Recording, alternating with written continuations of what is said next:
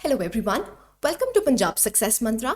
आज का टॉपिक हमारा बेस्ड रहेगा active immunity versus passive immunity. अब देखिए, ये जो इम्यूनाइजेशन है या फिर इम्यूनिटी है, ये आफ्टर कोविड-19 काफ़ी ज़्यादा इंपॉर्टेंट हो जाती है, क्योंकि हम क्या कोशिश कर रहे हैं वैक्सीनेशन से कि हम इम्यून हो जाएं कोविड-19 के वायरस से। राइट, सो अब ये क्वेश्चन क्यों इंपॉर्टेंट है? क्योंकि ये आपके PCS मेंस 2018 का क्वेश्चन है। That is, what is active and passive immunization? And also discuss the role of second and third generation vaccines in controlling the hepatitis. अब 200 words का क्वेश्चन है, 12 मार्क का क्वेश्चन है, आपको ये अटेम्प्ट करना है। देखिए, यहाँ पर सबसे इंपॉर्टेंट हो जाता है what is active and passive immunization. हमें इसके बीच में डिफरेंस पता होना चाहिए। अब देखिए, स्टार्ट करते हैं। सबसे पहले आपको ये पता होना चाहिए व्हाट इज इम्यूनिटी। अगर हम इम्यूनिटी की डेफिनेशन देखते हैं, it refers to body's ability to destroy foreign elements and pathogens in order to prevent infection. अब देखिए, इम्यूनिटी या फिर वैक्सीनेशन का मतलब ही क्या है कि हम इन्फेक्शन से प्रिवेंट होना चाहते हैं। ये क्योरेटिव नहीं है, ये प्रिवेंटिव है। राइट, सो प्रिवेंटिव का मतलब क्या है कि हम बॉडी का इम्यून सिस्टम ट्रिगर करना चाहते हैं। जब भी आपका बॉडी कोई भी पैथोजन को इनकर करता है, चाहे फिर वो वायरस हो, चाहे फिर वो बैक्टीरिया हो, जब भी आपकी बॉडी कोई फॉरेन सब्सटेंस देखती है तो वो उसको किल करना स्टार्ट कर देती है।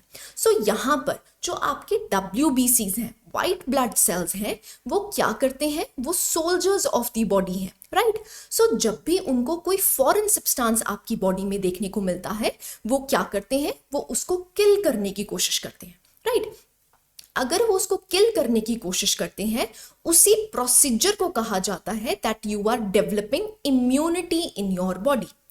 ठीक है जी। सो इम्यूनिटी का मतलब ही है कि हम फॉरेन बॉडी से प्रिवेंट होना चाहते हैं। ठीक है जी। जो आपकी बॉडी में एंटर करता है उसको कहा जाता है एंटीजन, और जो आपकी बॉडी में एंटीजन की वजह से बनता है, ट्रिगर होता है, उसको कहा जाता है एंटीबॉडीज। राइट, सो जो पैथोजन है उसको कहा जाता है एंटीजन, और इसके रिस्पॉन्स में जब हमारी बॉडी इम्यून हो जाती है उसको कहा जाता है our body has generated antibodies. I hope I am clear. ठीक है जी। सो अगर हम टाइप्स ऑफ इम्यूनिटी देखते हैं, दो तरह की इम्यूनिटी होती है, एक इनेट होती है और एक अडेप्टिव होती है। इनेट का मतलब होता है जो आपकी बॉडी में पहले से ही प्रेजेंट है, आपने कोई भी एज सच कोई वैक्सीनेशन नहीं ली, कोई प्रिवेंटिव मेजर्स नहीं लिए, आपकी बॉडी खुद ब खुद इम्यून है। That is known as innate immunity. Adaptive immunity का मतलब होता है, या फिर एक्वायर्ड इम्यूनिटी का मतलब होता है, जब आपने कोई ना कोई प्रिवेंटिव मेजर्स लिए हैं जिससे कि आपकी बॉडी इम्यून हो सके उस डिजीज के लिए। राइट, सो अडेप्टिव इम्यूनिटी भी दो भागों में डिवाइड कर सकते हैं। एक होती है एक्टिव इम्यूनिटी और एक होती है पैसिव इम्यूनिटी। अब इसके बारे में पढ़ते हैं। देखिए, सबसे पहले आपको समझ होनी चाहिए कि इम्यून सिस्टम क्या करता है। So it works to prevent और रिस्ट्रिक्ट द इन्फेक्शन। अब कीवर्ड्स क्या है? प्रिवेंट करना और रिस्ट्रिक्ट करना इन्फेक्शन को। सो हमारे इम्यून सिस्टम का, इन सोल्जर्स का काम ही क्या है कि कोई भी अगर फॉरेन बॉडी आपकी बॉडी में एंटर करती है, सो वो फॉरेन बॉडी को क्या कर सके? मार सके। Right, so it works to prevent और restrict the infection. I hope यहां तक आपको क्लैरिटी होगी। राइट, सो आगे चलते हैं। अब मैंने आपको बताया अडेप्टिव इम्यूनिटी, अक्वायर्ड इम्यूनिटी एक ही बात है। सो अक्वायर्ड इम्यूनिटी क्या है? It is that immunity which develops during your life time. So जो भी आपकी लाइफ टाइम के ड्यूरिंग आपकी इम्यूनिटी बनाई जाती है उसको कहा जाता है अक्वायर्ड इम्यूनिटी या फिर adaptive immunity. Right, so active immunity और पैसिव इम्यूनिटी में इसको हम सेग्रीगेट कर सकते हैं। अब देखिए, एक्टिव इम्यूनिटी क्या है? It develops in response to an infection or a vaccination. अगर आपको कोई इन्फेक्शन हुई है या फिर आपने वैक्सीनेशन की डोज ली है, तो तो ये जनरेट होती है। सो एक्टिव इम्यूनिटी को भी हम दो भागों में डिवाइड कर सकते हैं, एक है नेचुरल और एक है आर्टिफिशियल। अब देखिए नेचुरल का मतलब क्या होता है, अगर आपकी एंटीबॉडीज जनरेट होती हैं किसी भी इन्फेक्शन की वजह से।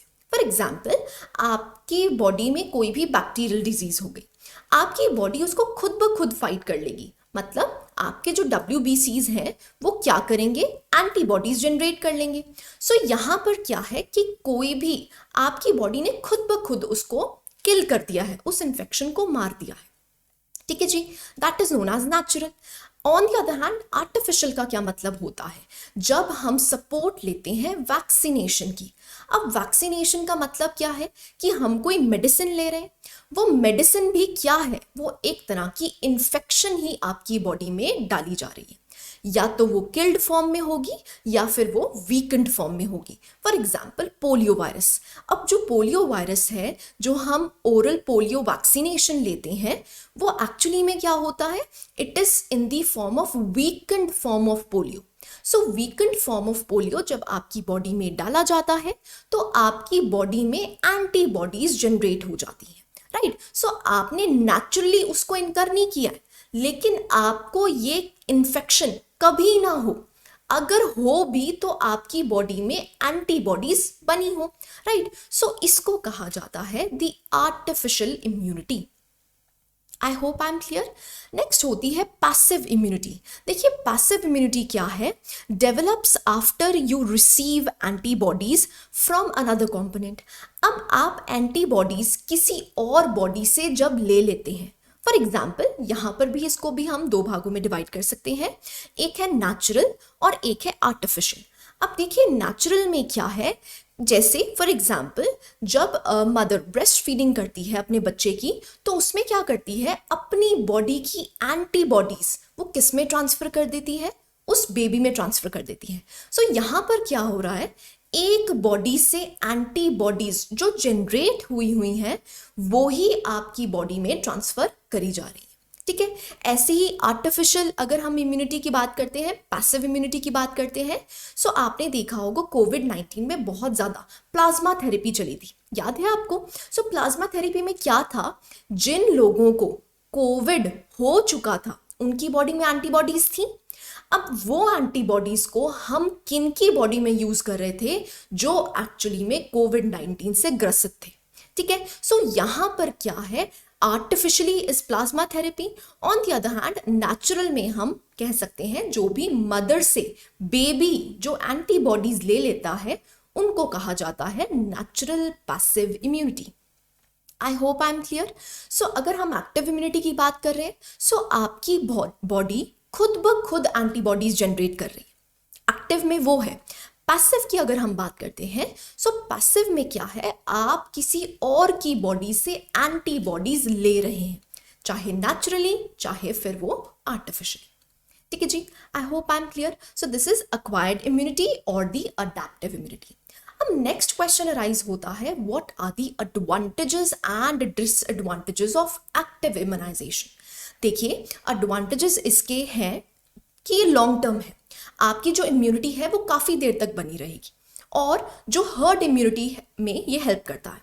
अब देखिए कोविड-19 में वैक्सीनेशन दी जा रही है आपको, अगर आपको वैक्सीनेशन दी जा रही है तो हम क्या करना चाहते हैं, हर्ड इम्यूनिटी क्रिएट करना चाहते हैं, जिससे कि बहुत से लोग इससे इम्यून हो जाए और जो लोग इस डिजीज से ग्रसित भी होंगे वो भी ठीक हो जाएंगे। ठीक है, सो एडवांटेजेस ये हैं। डिसएडवांटेजेस में देख सकते हैं, ये इमीडिएटली नहीं होता। क्यों इमीडिएटली नहीं होता, क्योंकि आपकी बॉडी खुद ब खुद एंटीबॉडीज जनरेट करती है। सो आपकी बॉडी जब खुद ब खुद एंटीबॉडीज जनरेट करती है तो उसको कुछ टाइम चाहिए, सो इमीडिएट नहीं है। नेक्स्ट, जो इम्यूनिटी है वो सप्रेस भी हो सकती है और आपको फिर से इन्फेक्शन का डर हो सकता है। फॉर एग्जाम्पल आपने देखा होगा, अगर किसी ने कोविड-19 की वैक्सीनेशन ले भी ली है, उसको भी दोबारा कोविड हो जाता है। अब वो क्यों होता है, इसका मतलब है कि इन्फेक्शन का डर बना रहता है, तो ये इसके डिसएडवांटेजेस हैं, राइट। ऐसे ही आप अगर एडवांटेजेस और डिसएडवांटेजेस पैसिव इम्यूनाइजेशन के देखते हैं। सो पैसिव इम्यूनाइजेशन में सबसे बड़ा एडवांटेज क्या है कि आपको इमीडिएट प्रोटेक्शन मिल जाती है। क्यों? क्योंकि आपने किसी और की एंटीबॉडीज यूज कर ली। सो आपकी बॉडी ने एंटीबॉडीज जनरेट करने में टाइम वेस्ट किया ही नहीं, आपको किसी और की बॉडी से सीधा ही डायरेक्टली क्या मिल गई? एंटीबॉडीज मिल गई। सो आपकी क्या है? इमीडिएट प्रोटेक्शन हो गई, राइट। डिसएडवांटेजेस क्या है कि ये लॉन्ग टर्म प्रोटेक्शन आपको प्रोवाइड नहीं कर पाएगी as compared to active immunization, क्योंकि जो एक्टिव इम्यूनाइजेशन है वो आपको लॉन्ग टर्म प्रोटेक्शन प्रोवाइड करती है, बट यहाँ पर क्या है? लॉन्ग टर्म प्रोटेक्शन नहीं हो सकती। नेक्स्ट क्या है? Serum sickness. अब देखिए, अगर आप किसी और की बॉडी का प्लाज्मा यूज कर रहे हैं तो ऐसा हो सकता है कि आपकी बॉडी उस प्लाज्मा को ले ना पाए, राइट। सो आपको उसकी वजह से भी कोई इन्फेक्शन हो सकती है। सो सीरम सिकनेस। ऐसे ही रिस्क ऑफ एड्स हो सकता है, हेपेटाइटिस हो सकता है। क्यों? क्योंकि आपकी बॉडी में किसी और बॉडी का प्लाज्मा डाला जा रहा है, राइट। सो इससे क्या है? आपको कोई और इन्फेक्शन या कोई और डिजीज भी हो सकती है। So these are the disadvantages. So this was the holistic coverage of active versus passive immunization. I hope you like the lecture. Thank you very much.